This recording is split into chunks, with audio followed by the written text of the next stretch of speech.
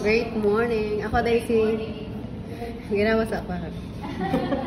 Ako dahil si Johnny Beth Shattered. Ug sabi saya pa dugmok. Muna nga apelido. So nakakuan ko. Gama ko dysmenorrhea before. So same kang Ma'am Norms.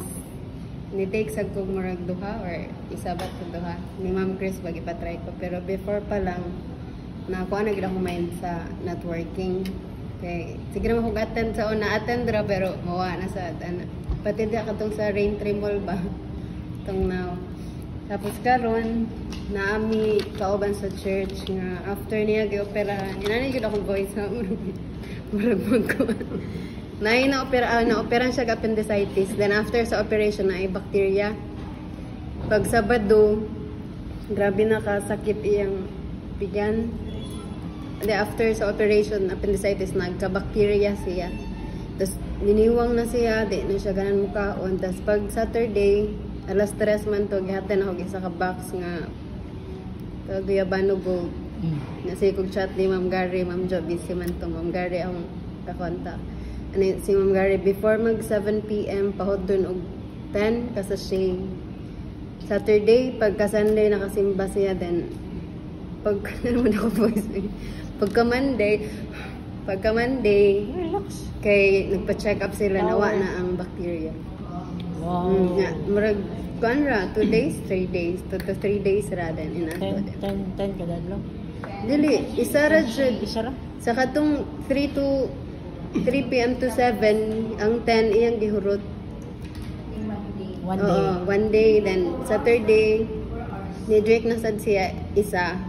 Tapos Monday, pag pa-check up, nawala na ang bacteria. Even ang doktor, murag nahibong ba? Nga. Kaya dugay man siya na-resitahan, kaya murag kabaw ang doktor if unsay kuan pa ba. Kaya nahibong man sila nga nung naibacteria. Wala hibaway gaasa daw gikan, pero unsay kuan. Pero maybe basig after to sa operation. Then pag tong niagi na ami sa Manila, gipadalhan ko ang siya murag kanang, sagay ito ma'am? Hypertension, uncontrolled hypertension. Tapos gipadalhan na mo og katong Goya Gold gihapon. Isa ka sa shade lang, murag nibalik na iyang murag nawato yung luod ba nga. Sige siya kanang kasukaon perme, then malipong. Isa ra ka sa shade pa lang, murag nikuan na siya nga nibalik na. Then nag-work na din siya. Right after atong pag-inom niya, nibalik na siya sa work. So nga to siya, daghan pag mga testimonies, but ang akong desire o goal is to help sa mga uban nga nag-need. Labi na sa kanang mga kanang gipangbati. Pangbati. Mga gipangbati, kanang mga may mga idara na dili. Daghan man sila pamati nga walay pang pa-doctor or pang-opera. So, nindot yun siya nga help. Then ang akong short-term goal kay katong kanang tab para sa mga pag-share. And akong long-term is kato may mga blessings ang family and maka-build me og gamong kabalay. Or to.